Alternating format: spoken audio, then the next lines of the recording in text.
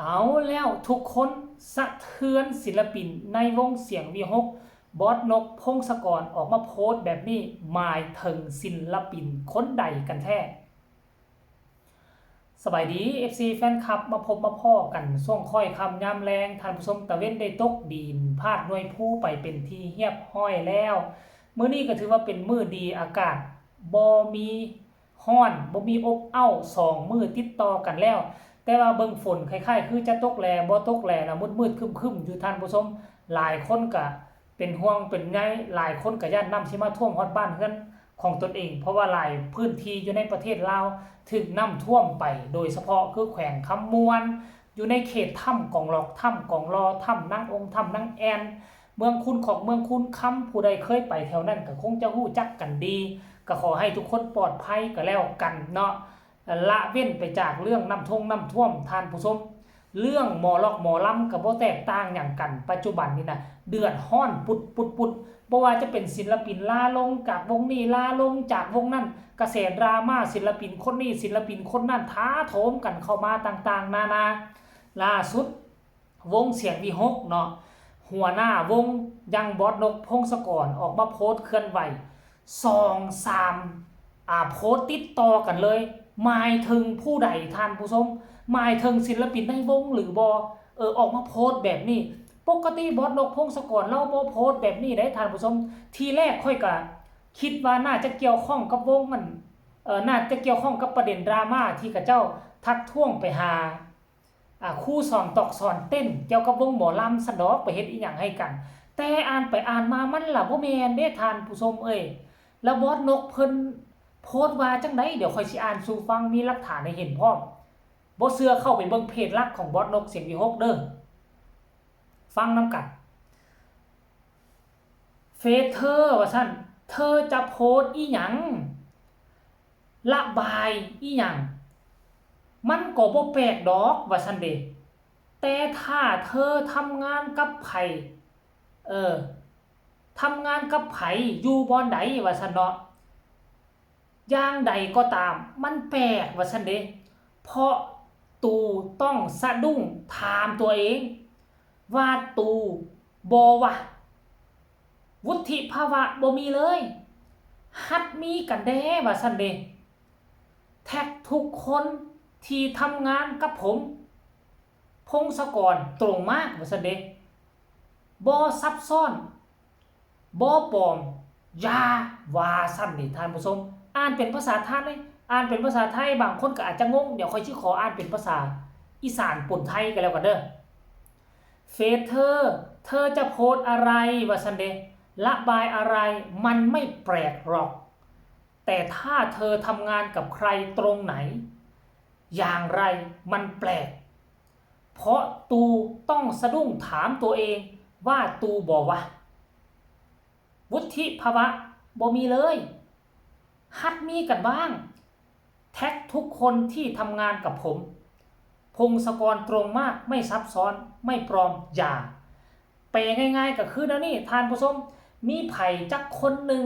เนาะที่ออกมาโพสต์ลักษณะคืออยากจะซื้อถึงไผบางคนนั่นนะแต่ว่าไปแท็กโพสต์ตัวนี้ให้กับหมู่เพื่อนเฮ็ดงานกับนกพงศกรแต่บ่แท็กหาบอสนกพงศกรจึงเฮ็ดให้บอสนกพงศกรสงสัยว่าการโพสต์ตัวนั้นมันหมายถึงตัวบอสนกพงศกรหรือบ่หั่นนะท่านผู้ชมเราก็เลยสงสัยว่าคนคนนั้นหมายถึงตนเองหรือบ่และเขาโพสต์ว่าจังใดนี่บ่มีผู้ใดฮู้เลยท่านผู้ชมโพสต์นี่เป็นโพสต์ทำอิฐและก็โพสต์ที่2โพสต์อยู่ในสตอรี่ว่าสมองลบหมายความว่าสมองคิดลบคิดแต่เรื่องลบๆว่าซั่นเด้ท่านผู้ชมมันแม่นผู้ใดวะค่อยก็ไปไล่เบิ่งสมาชิกอยู่ในวงเสียงวีหกก็บ่เห็นเด้บ่พบบ่พ้อเด้คันผู้ใดเห็นผู้ใดพบผู้ใดพ้อส่งมาให้เจบ่ลาวทางใต้คอมเมนต์ได้ว่าจะขอขอบบุญขอบคุณดอกว่าท่านผู้ชมเนาะเอาบัดนี้แล้วยังบ่พอได้มามีโพสต์ที่3อีกตึมโพสต์ที่3ว่าจังได๋ท่านผู้ชมเรื่องนี้มันเกี่ยวกับไผแท้วะโพสต์ที่3เนาะนี้เห็นบ่โพสต์ที่3ทักมาบอกค่อยก่อนได้บ่ว่าซั่น บ่ได้หลายบ่ได้หมายถึงบอสนะคะแล้วมึงคอยโพสต์กูเป็นแพนิคโรควิตกกังวลเห็นบ่ล่ะเนี่ยโอ้โหนั่นแสดงว่าคนนั้นได้ติดต่อมาหาบอสนกแล้วสิ่งที่เพิ่นกำลังโพสต์อยู่นั่นบ่ได้หมายถึงบอสนก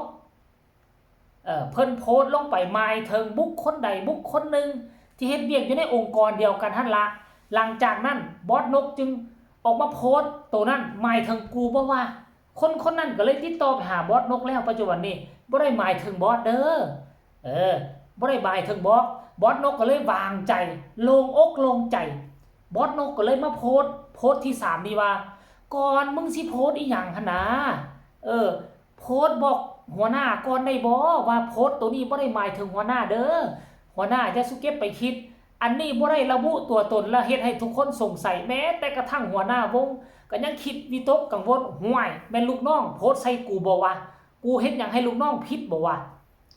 กูเฮ็ดหยังให้บ่ถูกใจลูกน้องว่าลูกน้องจึงเครียดจึงคบให้กูวะ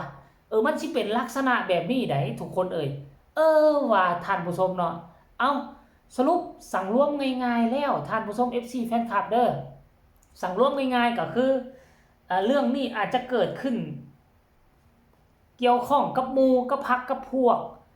บอสนกพงศกรหรืออาจจะเกี่ยวข้องกันกับสมาชิกภายในองค์กรอาจจะผิดจะเถียงอาจจะบ่พอใจให้ไผบางคนก็เลยออกมาโพสต์ลักษณะแบบนี้บอสนกก็เลยตกอกตกใจซั่นตัวคิดว่าหมายถึงตนเองเนาะเอาเรื่องราวจะเป็นแนวใดก็มาว่ากันไปขอไปอ่านคำคิดคำเห็นสากลอ่านคำคิดคำเห็นสากลท่านผู้ชมนี่คำคิดคำเห็นหลายคนก็เข้ามาคอมเมนต์ว่าวุฒิสภาก็มาบัดนี้วุฒิภาวะหั่นละเนาะลูกว่าซั่นบางครั้งแม่ก็สะดุ้งด้วยกลัวเขาว่าลูกว่าซั่นเด้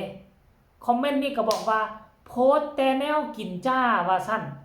ฮ่าๆวุฒิสภาแน่ว่าซั่นเด้คอมเมนต์นี้บอกว่าเคต่อไปจะมีวุฒิสภาว่าซั่น